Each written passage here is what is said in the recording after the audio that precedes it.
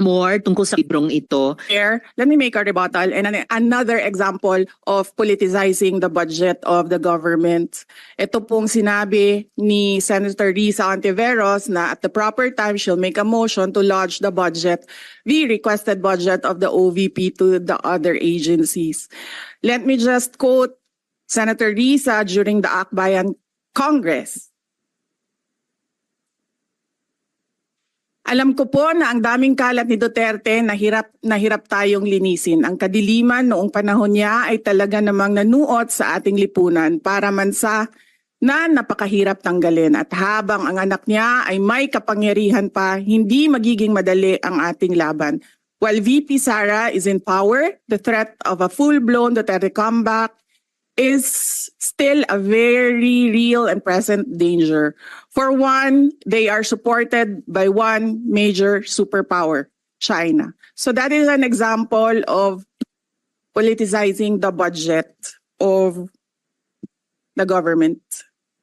May we request, Madam Chair, that Senator Risa Ontiveros repeat the last question? I will certainly, if you request, Madam Chair, repeat my question dahil walang kinalaman sa kasasabi lang ng VP ngayon.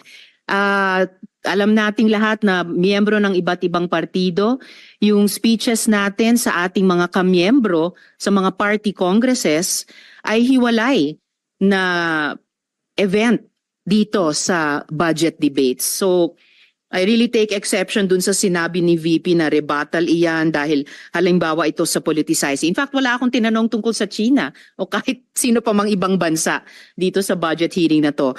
I am asking about yung national budget na ipapasa natin sa Kongreso para sa bansang Pilipinas sa taong 2025.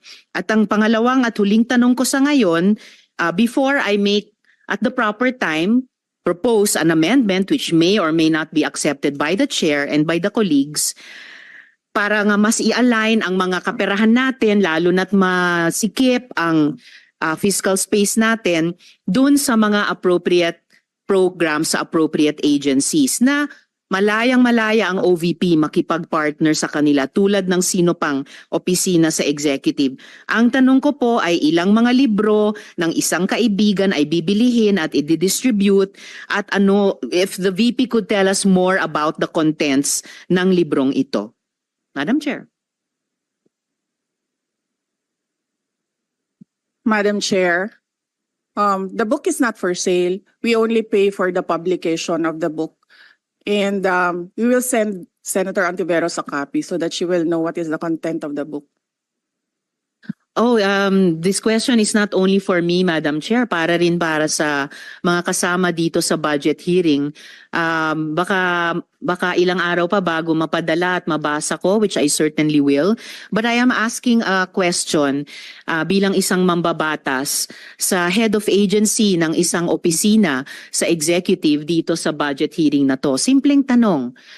Tell us more about the book, isang kaibigan, at ilang kopya nito ang bibilihin ng gobyerno sa halagang 10 milyong piso at i-distribute sa kasama ng mga bags sa 1 million learners sa remote communities. Madam Chair. Madam Chair, this is an example of politicizing the budget hearing through the questions of a senator. Ang problema niya kasi, nakalagay yung pangalan ko doon sa libro. At yung libro na yan, ibibigay namin doon sa mga bata. At yung mga bata na yan, may mga magulang na boboto. At yung pangalan ko ay nagkalat doon sa kung saan man ibibigay yung libro. Madam Chair, we commit to send tomorrow everyone in this room a copy of the book. Madam Chair, hindi ko maintindihan yung ugali ng ating resource person. It is a simple question. Paulit-ulit na this is politicizing. Ang VP ang nagbanggit ng salitang bobot.